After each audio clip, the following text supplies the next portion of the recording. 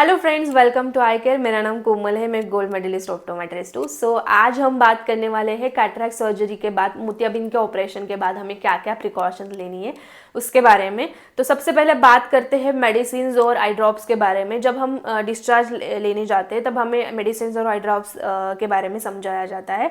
एक बार हम जब मेडिकल से आई ड्रॉप्स और मेडिसिन लेते हैं तो एक बार डॉक्टर को दिखा लीजिए, कंफर्म कर लीजिए कि हमने सही मेडिसिन और ड्रॉप्स लिए हैं या नहीं, उसके बाद डिस्चार्ज ले लीजिए।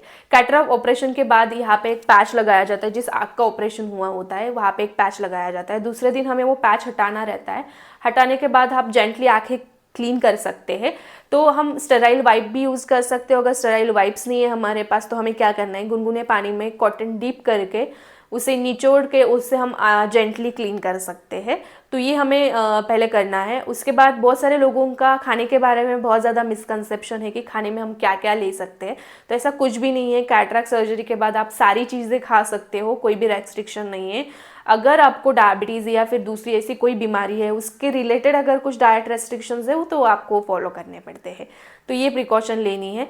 उसके बाद दूसरी प्रिकॉशन ये है कि आपको आँखों को रब नहीं करना है, आँखों में पानी नहीं जाना चाहिए, आँखों को प्रेशर नहीं करना है, ऐसी कोई भी एक्टिविटी नहीं करनी है जिससे आँखों में दर्द हो या फिर आँखों में स्ट्रेन आए। तो ये वाले प्रिकॉशंस लेने हैं। कैटरैक्ट सर्जरी के बाद हमें एक ब्लैक कलर का सेफ्टी गॉगल दिया जाता है। ऐसा ये गॉगल रहता है, इसे हमें हमेशा 1 महीने के लिए कांस्टेंट लगाना है। ये देने का एक रीज़न है, इससे क्या हो जाता है, आँखों में धूल मिट्टी नहीं जाती है। अगर ज़्यादा रोशनी आती है जिससे हमारी आँखों को तकलीफ हो सकती है तो वो अंदर नहीं जाएगी। तो इसे हमें पहनना है। आप दिन में भी पहन सकते हो, रात में अगर कहाँ पे जा रहे हो तभी भी पहन सकते हो। ऐसी ही एक शेप में दूसरा एक ट्रांसपेरेंट गॉगल आता है। इसे अगर आपको रात में जाना है, इससे नहीं दिखाई दे रहा है तो आप ये वाला पहन के जा सकते हो।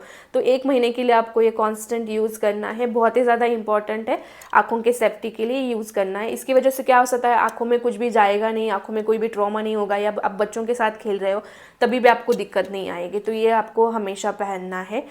उसके बाद अगर आपको कभी भी बहुत ज़्यादा आँखों में दर्द लगता है या फिर आँखों में लाली लगती है, आँखों से पानी आ रहा है, तो आपको इमरजेंसी में डॉक्टर से कंसल्ट करना है। विदाउट डॉक्टर की इन्फॉर्मेशन कोई भी ड्रॉप या फिर कोई भी मेडिसिन नहीं लेनी है। तो ये हमें प्रिकॉशन लेनी है। उसके बाद 4-5 दिन के बाद आप अपने रेगुलर एक्टिविटीज़ स्टार्ट कर सकते हो, बेसिक एक्टिविटीज़ स्टार्ट कर सकते हो। जैसे वॉक कर सकते हो, थोड़ा बहुत रीड कर सकते हो आपके पुराने चश्मे से। अगर नहीं दिख रहा है तो टेम्परेरी चश्मा भी ले सकते हो, क्योंकि 1 महीने के फॉलोअप के बाद आपको चश्मे का नंबर दिया जाता है।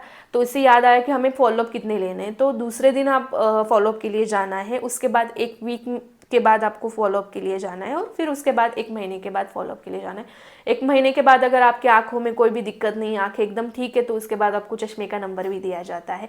तो ये एक बेसिक प्रिकॉशंस और केयर है जो हमें लेनी है। कैटरैक्ट ऑपरेशन के बाद आप अपने सारे एक्टिविटीज़ आराम से स्टार्ट कर सकते हो, तो घबराने की कोई बात नहीं है।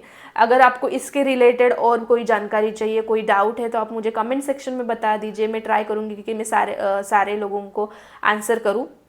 अगर आपको ये वीडियो अच्छा लगा होगा तो इसे ज़्यादा से ज़्यादा शेयर कीजिए, कमेंट कर लीजिए। अगर चैनल पे नए हो तो इस चैनल को सब्सक्राइब कीजिए। Thank you so much.